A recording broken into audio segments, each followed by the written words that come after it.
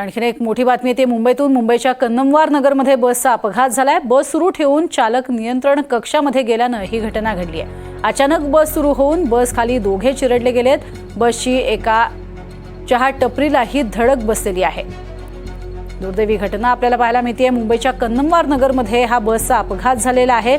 बस सुरू ठेवूनच चालक नियंत्रण कक्षात गेल्यामुळे ही दुर्घटना घडलेली आहे। मात्र या दुर्घटनेत अचानक बस सुरू झाल्यानं बस खाली दोघे जण चिरडले गेलेत आणि बसची धडक एका चहा टपरीला सुद्धा बसलेली आहे। अत्यंत दुर्दैवी घटना म्हणावी लागेल।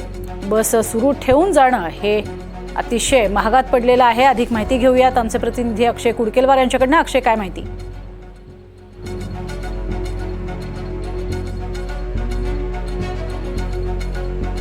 आपण अधिक माहिती घेणार आहोत आमच्या प्रतिनिधींकडून। मात्र आपण बघतोय अचानक बस सुरू झाल्यामुळे ही दुर्दैवी घटना सुरू झालेली आहे। बस चालक बस चालूच ठेवून निघून गेल्यामुळे ही दुर्दैवी घटना घडली आहे।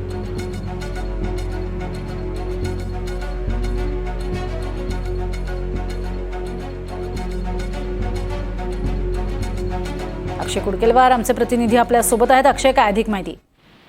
प्रज्ञा, आपण जर बघितलं तर हा एक अत्यंत धक्कादायक आणि निष्काळजीपणाचा प्रकार म्हणावा लागेल। बस चालक आणि वाहक दोघेही बसमध्ये होते। 184 क्रमांकाची बस कन्नमवार डेपो ते विक्रोळी स्थानक जाणारी होती आणि बसमधनं सगळे प्रवासी उतरल्यानंतर बस चालक बस सुरूच ठेवून ज्या ठिकाणी नोंद करायची असते नियंत्रण कक्षामध्ये बस त्या एजाची त्या ठिकाणी गेला आणि अचानक, आता आपण बघतोय नवीन इलेक्ट्रिकल बस आलेल्या आहे, यात गेअर सिस्टीम नाहीये।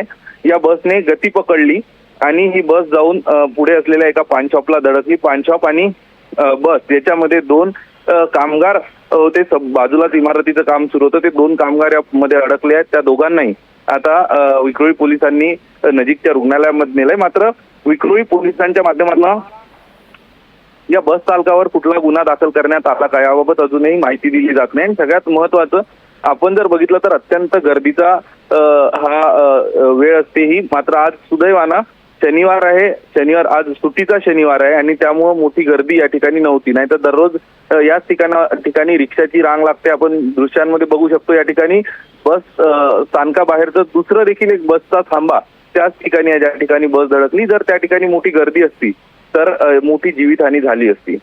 नक्कीच अत्यंत दुर्दैवी घटना म्हणावी लागेल। तुर्तास धन्यवाद या संपूर्ण सविस्तर माहितीसाठी अक्षय।